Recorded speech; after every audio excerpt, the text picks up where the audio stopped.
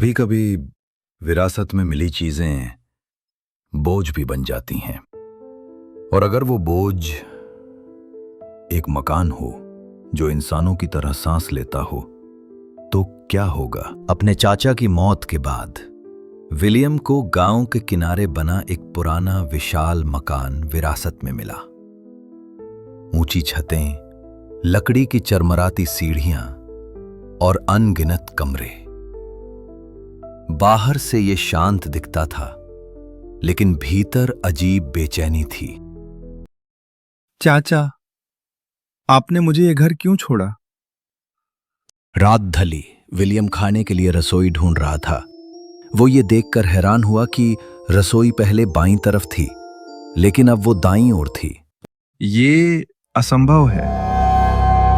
अगले दिन उसने मुख्य दरवाजा खोला, लेकिन वहां दरवाजा था ही नहीं, बस फूलों वाला वॉलपेपर। उसने खिड़की खोली, बाहर सिर्फ ईंटों की दीवार थी। नहीं, यहाँ तो बगीचा होना चाहिए था। विलियम ने दीवार पर चौक से निशान बनाए ताकि रास्ता पहचान सके, लेकिन हर बार गलियारे बदल जाते। हर कदम उसे घर के और भीतर धकेल देता। रात में घर कराहता, जैसे कोई भारी सांस ले रहा हो। चौथे दिन उसे एक अजनबी कमरा मिला। फर्श धड़क रहा था जैसे दिल। दीवारें गर्म थीं, मानो उनमें खून दौड़ रहा हो। धीरे धीरे एक दरवाजा प्रकट होता है। रोशनी छनकर आती है। वो दौड़ा। दरवाजा अचानक बंद हो गया। फर्श फट पड़ा और अंधेरे ने उसे निगल लिया।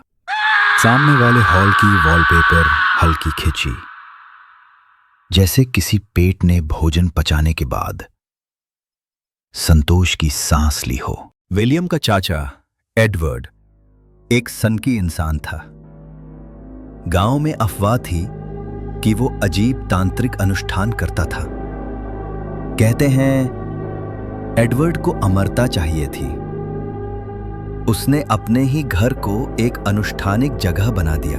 कमरों की दीवारों पर मंत्र लिखे गए और कई गायब हुए मजदूरों की चीखें उन्हीं दीवारों में कैद हो गईं। लेकिन एक रात अनुष्ठान उल्टा पड़ गया। एडवर्ड मरा नहीं, बल्कि घर का हिस्सा बन गया। उसकी आत्मा उस घर की ईंटों और लकड़ी में समा गई। उस दिन से ये मकान भूखा हो गया। भूखा मानव आत्माओं के लिए। कभी कभी विरासत वरदान नहीं बल्कि श्राप होती है, और विलियम का मकान उस श्राप की भूख कभी खत्म नहीं होगी।